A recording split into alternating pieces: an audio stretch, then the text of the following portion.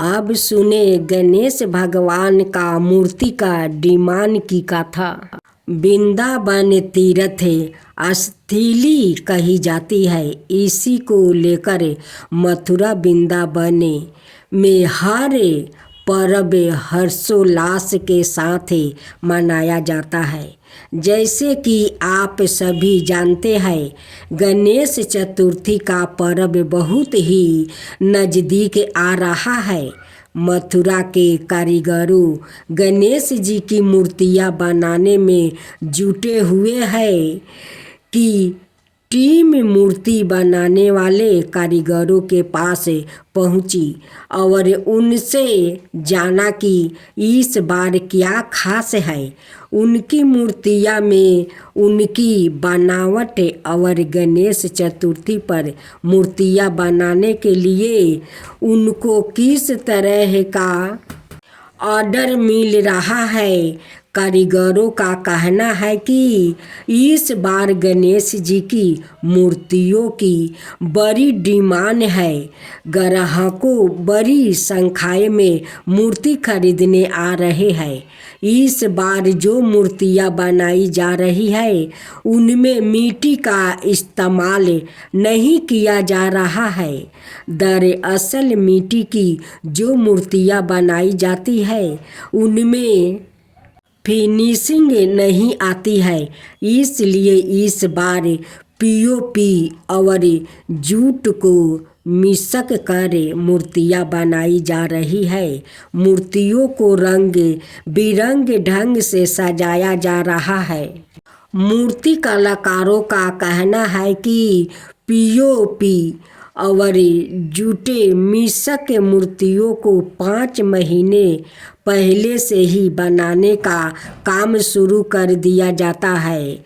बरसात के दिनों में मूर्तियां नहीं बनाई जा सकती है, इसलिए 3 महीने पहले ही मूर्तियों को बनाकर रख दिया जाता है। जैसे ही त्योहार नज़दीक आता है तो इन मूर्तियों को रंगों से सजा कर तैयार किया जाता है। जैसे पैसे को लेकर घरेलू झांकी की आकार की प्रतिमाओं के कारीगरों से बात की गई है तो उनका कहना था कि इस बार 40 रुपये से लेकर 11,000 तक मूर्तियाँ मार्केट में है। कारीगरों का कहना है कि मूर्तियाँ की बुकिंग शुरू हो गई है। लोग आकर मूर्ति खरीद रहे हैं। गणेश चतुर्थी के लिए पूरी तरह से हम लोग तैयार हैं। गणेश जी रिद्धि सिद्धि के देवता और विघ्न विनाशक देवता है, जो पूजा अर्चना से प्रसन्न होकर भक्त की हर बाधा को दूर करे, सुख सौभाग्य और धन धनाई के भंडार भर देते हैं। उनकी दयाशीलता और दानशीलता को लेकर काफ़ी कथाएँ भी प्रचलित है, जिनमें एक बुढ़िया से खीर खाने की लोक कथा काफ़ी प्रसिद्ध है। गणेश जी और खीर की कहानी। एक बार गणेश जी ने पृथ्वी के मनुष्यों को परीक्षा लेने का विचार किया। वो अपना रूप बदलकर पृथ्वी पर भ्रमण करने लगे। उन्होंने एक बालक का रूप बना लिया और एक हाथ में एक चमचा में दूध ले लिया और दूसरे हाथ में एक चुटकी चावल ले लिया और गली गली घूमने लगे। साथ ही साथ आवाज़ लगाते चल रहे थे, कोई मेरे लिए खीर बना दो, कोई मेरे लिए खीर बना दो, कोई मेरे लिए खीर बना दो।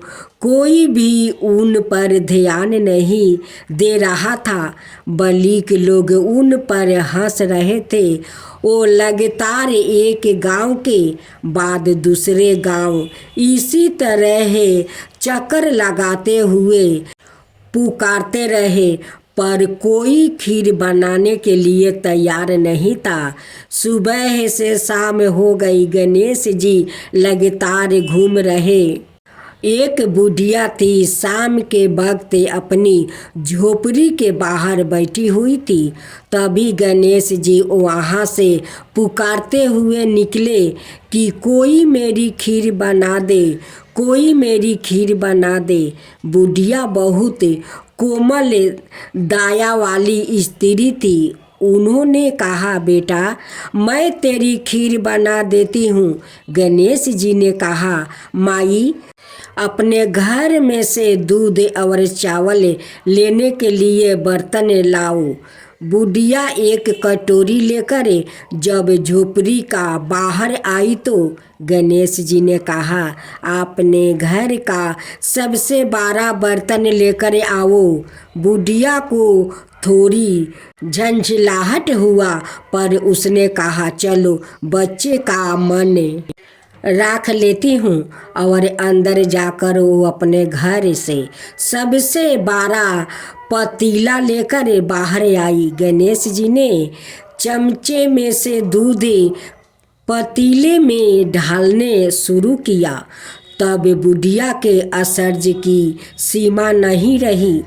तब उसने देखा दूध से पूरा पतीला भर गया है। एक के बाद एक वो बर्तन झोपड़ी बाहर लाती गई और उसमें गणेश जी दूध भरते चले गए। इस तरह से घर के सारे बर्तन दूध से लबालब भर गया। गणेश भगवान ने बुढ़िया से कहा, मैं स्नान करके आता हूँ, तब तक तुम खीर बना लो, मैं आपस आकर खाऊंगा। बुढ़िया ने पूछा, मैं इतनी सारी खीर का क्या करूं? इस पर गणपति जी बोले, सारे गांव को दावत दे दो। बुढ़िया ने बड़े प्यार से मन लगाकर खीर बनाई। खीर की भीनी भीनी मीठी मीठी खुशबू चारों दिशाओं में फैल गई। खीर बनाने के बाद वो हर घर में जाकर खीर खाने का न्योता देने लगी। लोग उस पर हंस रहे थे। बुढ़िया के घर में खाने को दाना नहीं है और यह सारे गांव को खीर खाने की दावत दे रही है। लोगों को कुतूहल हुआ और खीर की खुशबू से लोग खींचे चले आए। लो, सारा गांव बुढ़िया के घर में इकट्ठा हो गया। जब बुढ़िया की बहू को दावत की पता मालूम हुई, तब वो सबसे पहले वहाँ पहुँच गई। उसने खीर से भरे पतीलों को जब देखा तो उसके मुंह में पानी आ गया। उसे बड़ी जोर से भूख लगी हुई थी। उसने एक कटोरी में खीर निकाल ली और दरवाजे के पीछे बैठकर खाने की तैयारी करने लगी। इसी बीच एक छींटा गिर गया और गणपति जी को भोग लग गया और वो प्रसन्न हो गए। अब पूरे गांव को खाने की दावत देकर बुढ़िया वापस अपने घर आई तो उसने देखा बालक वापस आ गया था। बुढ़िया ने कहा, बेटा खीर तैयार है, भोग लगा लो। गणपति जी बोले, माँ भोग तो लाग चुका है, मेरा पेट पूरी तरह से भर गया है, मैं तृप्त हूँ, अब तू खा ले, अपने परिवार और गांव वालों को खिला दे। बुढ़िया ने कहा, यह तो बहुत ज़्यादा है, सबका पेट भर जाएगा, इसके बाद भी यह बच जाएगी। उस बीच खीर का मैं क्या करूँगी? इस पर गणेश जी बोले, इस बीच खीर को रात में अपने घर के चारों कोने में रख देना।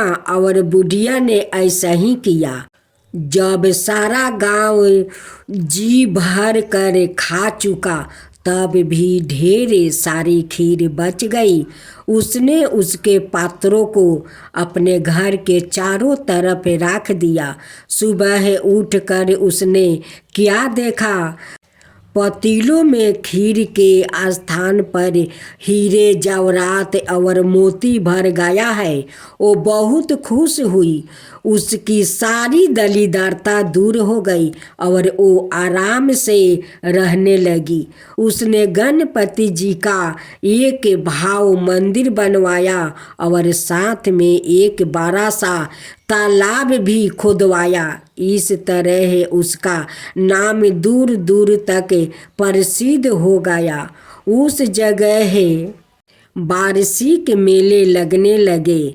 लोग गणेश जी की कृपा प्राप्ति करने के लिए उस स्थान पर पूजा करने और मन्नत मांगने के लिए आने लगे। गणेश जी सबकी मनोकामना पूरी करने लगे।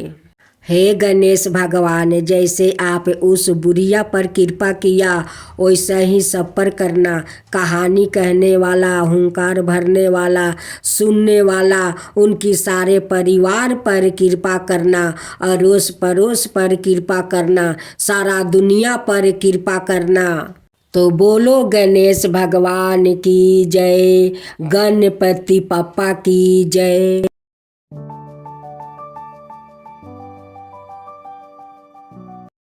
जय श्री कृष्णा, राधे राधे। मेरे प्यारे भक्त जनों, आज आप सुनेंगे पुत्राधा एकादशी व्रत कथा। ये पवन व्रत है पुत्राधा एकादशी। इस एकादशी के करने से सारे मनोकामना पूर्ण हो जाते हैं। युधिष्ठिर ने कहा, हे भगवान, आप सफला एकादशी का महात्म्य विधिवत बताकर बड़ी कृपा की है। अब कृपा करके यह बतलाइए कि पूष शुक्ल पक्ष एकादशी का क्या नाम है, उसकी विधि क्या है और इसमें कौन से देवता की पूजा की जाती है। श्री कृष्णा जी बोले, हे राजन, इस एकादशी का नाम पुत्राधा एकादशी है। इसमें भी नारायण भगवान की पूजा की जाती है। इस चर्य और आचार्य संसार में पुत्राधा एकादशी के व्रत के समान कोई और दूसरा व्रत नहीं है। इसके पुण्य से मनुष्य तपस्वी, विद्वान और लक्ष्मीवान होता है। इसकी मैं एक गाथा कहता हूँ, सो तुम एकाग्रित होकर सुनो। भाद्रापति नाम का नगरी में सुक्तुमान नाम का एक राजा राज करता था। उसके कोई पुत्र नहीं था। उसकी स्त्री का नाम सभ्या था। वो निपुत्री होने के कारण सदाए चिंतित रहा करती थी। राजा के पितर भी रो रो कर पिंड लिया करते थे और सोचा करते थे कि इसके बाद हमको कौन पिंड देगा। राजा को भाई बांधवा, धन, हाथी, घोड़े, राज्य और मंत्री, इन सब में से किसी चीज से भी संतोष नहीं होता था। इसका एकमात्र कारण था पुत्र का ना होना था। वो सदाए यही विचार करता था कि मेरे मरने के बाद मुझको कौन पिंड दान देगा। बिना पुत्र के पितरों और देवताओं का ऋण मैं कैसे चुका सकूँगा। जिस घर में पुत्र ना हो उसमें सदाए ही अंधेरा रहता है। इसलिए मुझे पुत्र की उत्पत्ति के लिए प्रयत्न करना चाहिए। जिस मनुष्य ने पुत्र का मुख देखा है वो धन है। उसको इस लोक में यश और परलोक में शांति मिलती है, अर्थात इसके दोनों लोक सुधर जाते हैं। पूर्व जन्म के कर्म से ही इस जन्म में पुत्राधन आदि प्राप्ति होता है। राजा इसी प्रकार दिन रात चिंता में डूबा रहता था। एक समय राजा ने अपने शरीर को त्याग देने का विचार किया, परंतु आत्माघात को महान पाप समझकर उसने ऐसा नहीं किया।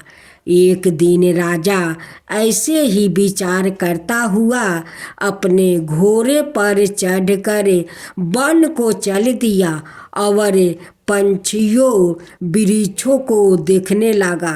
उसने देखा कि वन में मिर्गे, व्याघ्र, सुअर, सिंह, बांदर, सांप आदि सब भ्रमण कर रहे हैं। हाथी अपने बच्चों और हाथनियों के बीच में घूम रहा है।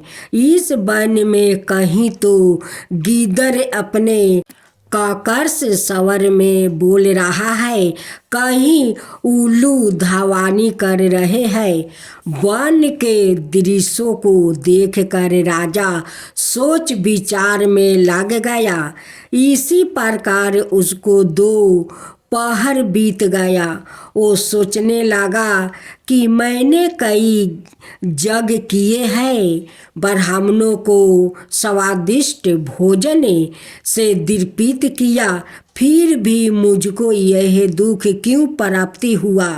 राजा प्यास के मारे अत्यंत दुखी हो गया और पानी की तलाश में इधर उधर फिरने लगा। थोड़ी दूरी पर राजा ने एक सरोवर देखा। उस सरोवर में कमल खिल रहे थे और सारस, हंस, मगरमच्छ आदि विहर कर रहे थे। उस सरोवर के चारों तरफ मुनियों के आश्रम बने हुए थे। उस समय राजा के दाहिने अंग फरकने लगे। राजा शुभ शगुन समझकर घोड़े से उतरकर मुनियों को दंडवत करके उनके सामने बैठा गया। राजा को देखकर मुनियों ने कहा, हे राजन, हम तुमसे अत्यंत प्रसन्न हैं। तुम्हारी क्या इच्छा है सो कहो। राजा ने उससे पूछा कि महाराज, आप कौन है और किस लिए यहाँ आए हैं, सो कहिए। मुनि बोले, हे राजन, आज संतान देने वाली पुत्रादा एकादशी है। हम लोग विश्वादेव हैं और इस सरोवर पर स्नान करने के लिए आए हैं। इस पर राजा कहने लगा कि महाराज, मेरे भी कोई संतान नहीं है। यदि आप मुझ पर प्रसन्न है तो एक पुत्र का वरदान दे दीजिए। मुनि बोले कि हे राजन, आज पुत्रादा एकादशी है, आप इसका व्रत करो। भगवान की कृपा से अवश्य ही आपके पुत्र होगा। मुनि के वचनों के अनुसार राजा ने उस दिन एकादशी का व्रत किया और द्वादशी को उसका पारण किया।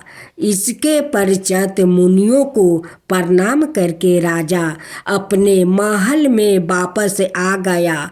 कुछ समय के बाद रानी ने गर्भ धारण किया और 9 महीने के पश्चात उसके एक पुत्र हुआ।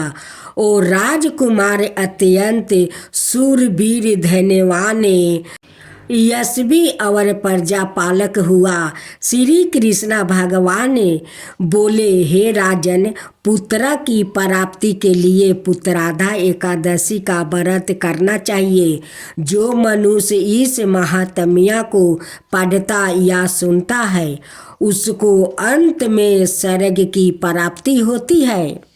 एकादशी व्रत का उद्यापन तब किया जाता है जब व्रत रखने वाले श्रद्धालु स्त्री पुरुष कुछ समय तक नियमित या वर्षों तक निश्चित संख्या में नियमित व्रत करते हैं। भगवान को साक्षी मानकर व्रत के संकल्प की पूर्णता अनितम व्रत के पश्चात उसके उद्यापन करने पर पूरी होती है।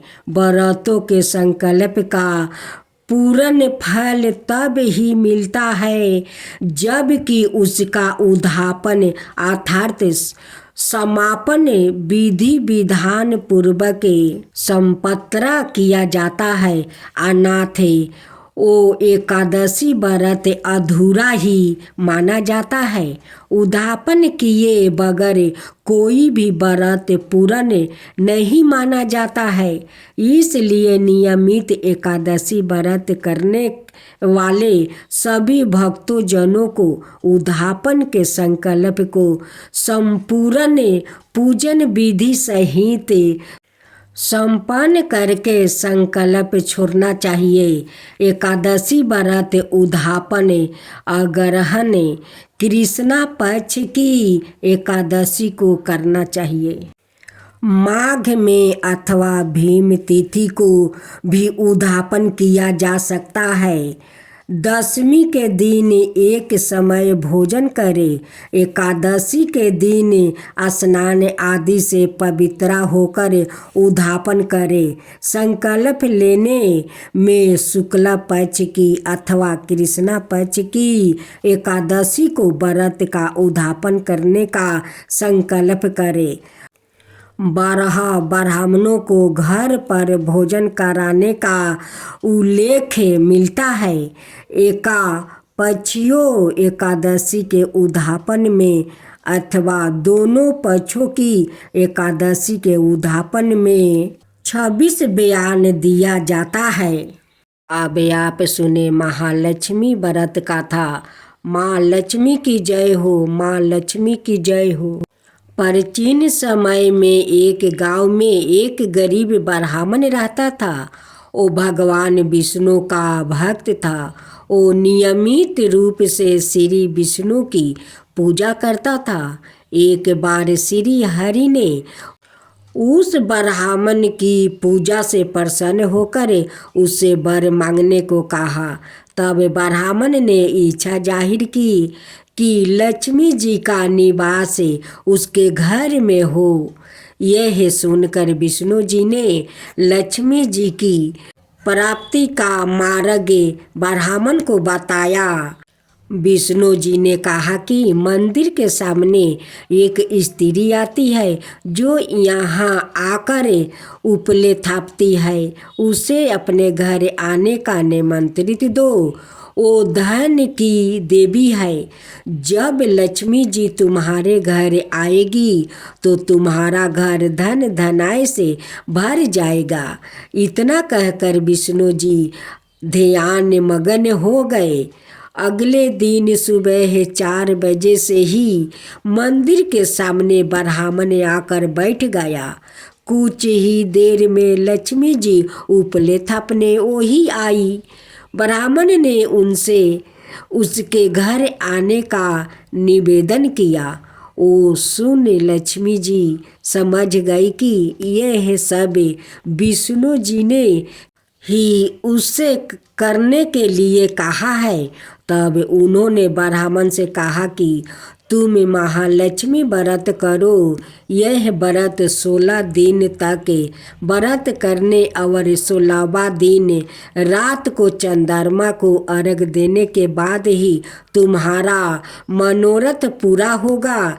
इसके बाद लक्ष्मी जी की पूजा कर ब्राह्मण ने देवी को उत्तर दिशा की ओर मुख करके पुकारा। उसकी तपस्या से प्रसन्न होकर माल अपना वचन पूरा किया। तब से ही यह व्रत पूरी श्रद्धा किया जाता है। ऐसा करने से व्यक्तियों को माँ का आशीर्वाद प्राप्ति होता है। महालक्ष्मी व्रत का महत्व।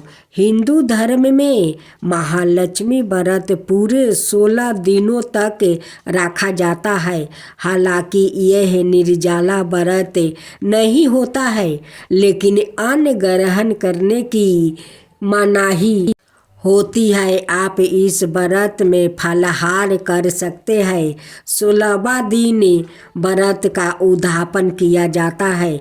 यदि आप 16 दिन तक महालक्ष्मी व्रत करने में असमर्थ है तो शुरुआत के 3 यह आखिरी के 3 व्रत रख सकते हैं।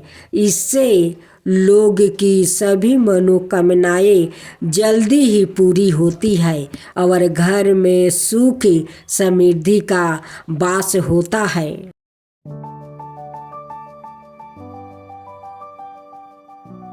अब आप सुनेंगे तुलसी की कथा। तुलसी से जोड़ी एक कथा बहुत प्रचलित है। श्री मध्य देवी भागवत पुराण में इनके अवतार की दिव्य लीला कथा भी बनाई गई है। एक बार शिव ने अपने तेज को समुद्र में फैला दिया था। उससे एक महातेजस्वी बालक ने जन्म लिया। यह बालक आगे चलकर जलंधर के नाम से पराक्रमी दैत्य राजा बना। इसकी राजधानी का नाम जलंधर नगरी था।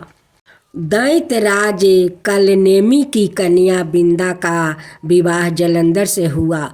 जलंधर महाराक्षस था। अपनी साता के मध्य में चूरी उसने माता लक्ष्मी को पाने की कामना से युद्ध किया, परंतु समुद्र से ही उत्पन्न होने के कारण माता लक्ष्मी ने उसे अपना भाई के रूप में स्वीकार कर लिया। वहाँ से पराजित होकर वो देवी पार्वती को पाने की लालसा से कैलाश पर्वत पर गया। भगवान देवाधिदेव शिव का ही रूप धारण कर माता पार्वती का समीप गया, परंतु माँ ने अपने योग बल से उसे तुरंत पहचान लिया और वहाँ से अंतर्ध्यान हो गई। देवी पार्वती ने क्रोध होकर सारा वृत्तांत भगवान विष्णु को सुनाया। जलंधर की पत्नी बिंदा अत्यंत पतिव्रता स्त्री थी। उसी के पतिव्रता धर्म की शक्ति से जलंधर ना तो मारा जाता था और ना ही पराजित होता था। इसलिए जलंधर का नाश करने के लिए बिंदा के पतिव्रता धर्म को भंग करना ही बहुत जरूरी था। इसी कारण भगवान विष्णु ऋषि का भेष धारण कर वन में जा पहुँचे, जहाँ बिंदा अकेली बर्मन कर रही थी। भगवान के साथ 2 मायावीर राक्षस भी थे, जिन्हें देखकर बिंदा भयभीत हो गई। ऋषि ने बिंदा के सामने पल में दोनों को भस्म कर दिया। उनकी शक्ति देखकर बिंदा ने कैलाश पर्वत पर महादेव के साथ युद्ध कर रहे अपने पति जलंधर के बारे में पूछा। ऋषि ने अपने माया जाल से 2 बांदर प्रकट किया। एक बांदर के हाथ में जलंधर का सिर था और दूसरे के हाथ में धर। अपने पति की यह दशा देखकर बिंदा मूर्छित होकर गिर पड़ी। होश में आने पर उन्होंने ऋषि रूपी भगवान से विनती की कि वो उसके पति को जीवित करे। भगवान ने अपनी माया से पूर्ण जलंधर का सिर धड़ से जोड़ दिया, परंतु सवाए भी वो उसी शरीर में प्रवेश कर गया। बिंदा को इस छल का जरा आभास नहीं हुआ। जलंधर बने भगवान के साथ बिंदा पतिव्रता का व्यवहार करने लगी, जिससे उसकी पतिव्रता भंग हो गया। ऐसे होते ही बिंदा का पति जलंधर युद्ध में हार गया। इस सारी लीला का जब बिंदा को पता चला तो उसने क्रोध होकर भगवान विष्णु को शीला होने का श्राप दे दिया और सवाए सती हो गई। जहाँ बिंदा भस्म हुई वहाँ तुलसी का पौधा उगा। भगवान विष्णु ने बिंदा से कहा, हे बिंदा, तुम अपने सती व्रता के कारण मुझे लक्ष्मी से भी अधिक प्रिया हो गई हो। अब तुम तुलसी के रूप में सदा मेरे साथ रहोगी। जो मनुष्य भी मेरे शालिग्राम रूप के साथ तुलसी का विवाह करेगा उसे इस लोक और परलोक में विपुल यश प्राप्ति होगा।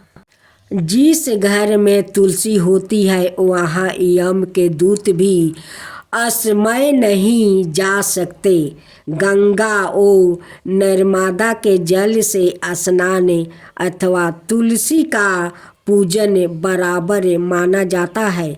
चाहे मनुष्य कितना भी पापी क्यों ना हो, मृत्यु के समय जिसके प्राण मंजीरी रहती, तुलसी और गंगा जल मुख में राख कर निगल जाते हैं, वो पापों से मुक्ति होकर वैकुंठ धाम को प्राप्ति होता है। जो मनुष्य तुलसी और आंवले की छाया में अपने पितरों का श्राद्ध करता है उसके पितरों मोक्ष को प्राप्ति हो जाते हैं। उसी दैत्य जलंधर की यह भूमि जलंधर नाम से विख्यात है। सती बिंदा का मंदिर मोहल्ला कोट किशनचंद में स्थित है। कहते हैं इस स्थान पर एक प्राचीन गुफा थी जो सीधी हरिद्वार तक जाती थी।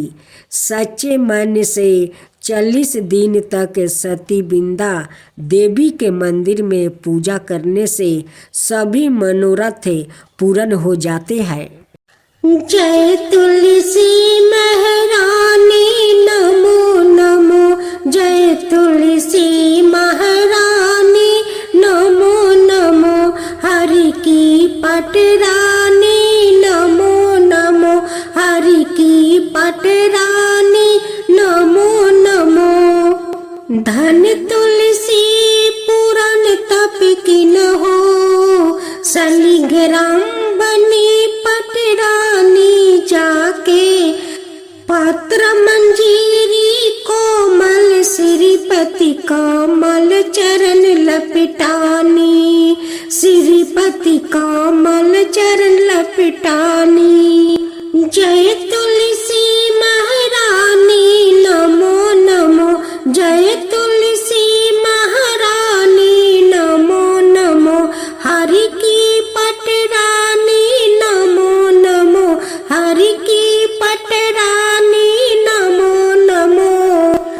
दीप धूप नैवेद्य आरती उतारो, पुष्पन की बरस बरसानी, 56 भोग 36 भोजन, बानी तुलसी हरि एक नामानी, बानी तुलसी हरि एक नामानी।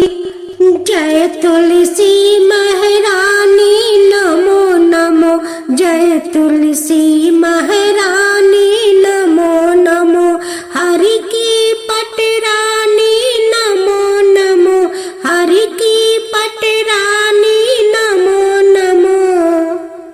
सभी सखिया मैया तेरो यश गावे, सभी सखिया मैया तेरो यश गावे, भक्ति दान दिजो महारानी, भक्ति दान दिजो महारानी।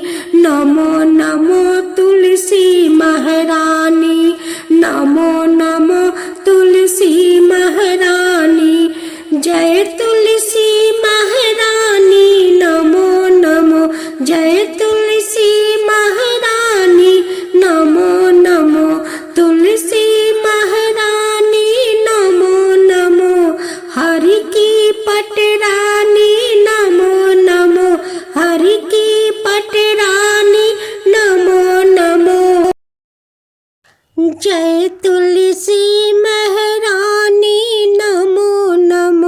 जय तुलसी महारानी नमो नमो, हरि की पटरानी नमो नमो, हरि की पटरानी नमो नमो। धन तुलसी पुराण तप की न हो, सलीग्राम बनी पटरानी जाके, पत्र मंजीरी कोमल श्रीपति कमल चरण लपटानी, श्रीपति कमल चरण लपटानी। जय तुलसी महारानी नमो नमो, जय तुलसी महारानी नमो नमो, हरि की पटरानी नमो नमो, हरि की पटरानी नमो नमो।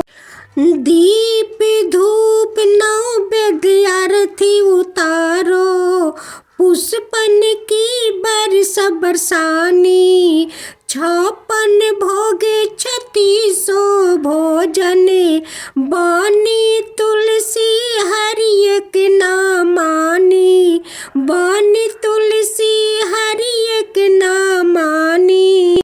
जय तुलसी महारानी नमो नमो, जय तुलसी महारानी नमो नमो, हरि की पटरानी नमो नमो, हरि की पटरानी नमो नमो।